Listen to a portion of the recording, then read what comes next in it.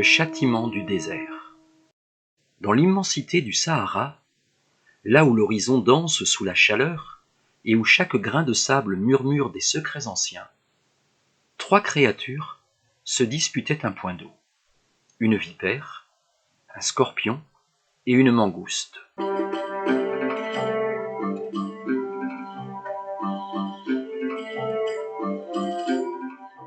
Depuis des heures, une vipère à cornes ondulait sur le sable cuisant de l'Atlas pour s'approcher de la source bienfaitrice.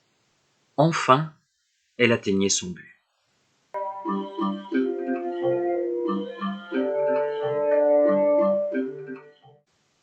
Au même moment, arrivait un scorpion qui avait parcouru des centaines de mètres dans les dunes arides. Il était assoiffé et n'avait qu'une envie, trouver un peu d'humidité pour ses pinces.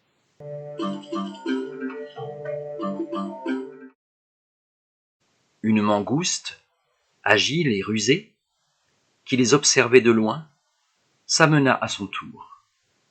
Ses yeux perçants brillaient d'une cupidité dévorante. La mangouste prit la parole d'une voix tranchante comme le vent du désert.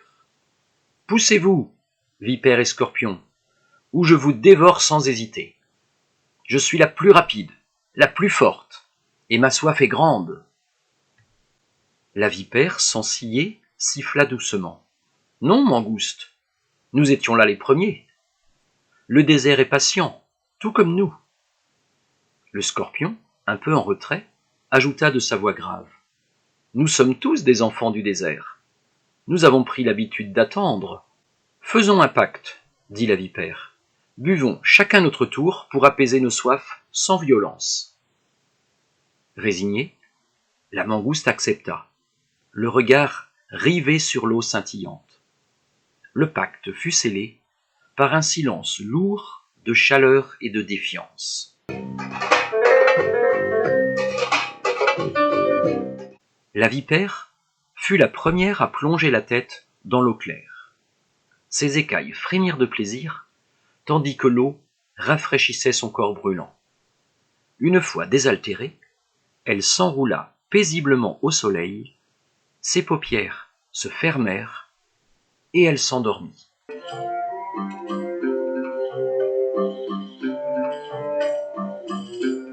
Le scorpion s'avança ensuite, lentement.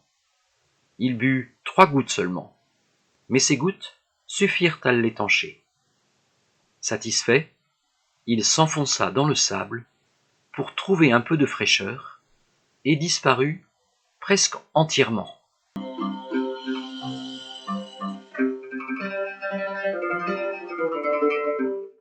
Enfin, ce fut au tour de la mangouste. Elle fit quelques pas, mais la tentation était plus forte que sa promesse. Son regard se tourna vers la vipère endormie, et une pensée dangereuse traversa son esprit.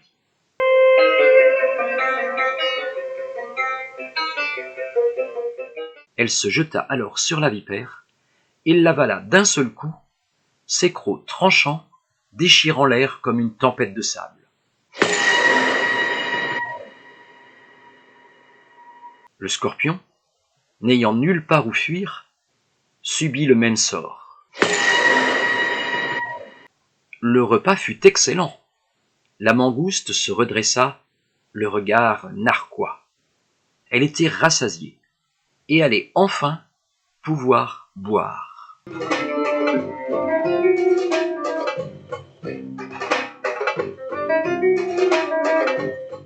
C'est alors qu'un dromadaire se présenta.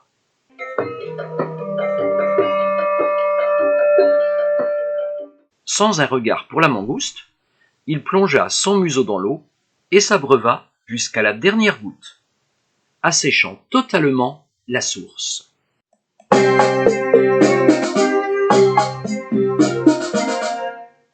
La mangouste, dévastée, contempla le fond sec et craquelé du point d'eau. Elle avait gagné le combat, mais perdu la guerre.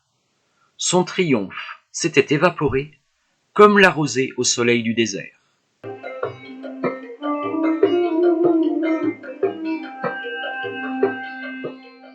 sous le ciel indifférent du Sahara, la sournoise mangouste mourut de soif, tandis que le dromadaire continua son chemin, guidé par l'éternel horizon.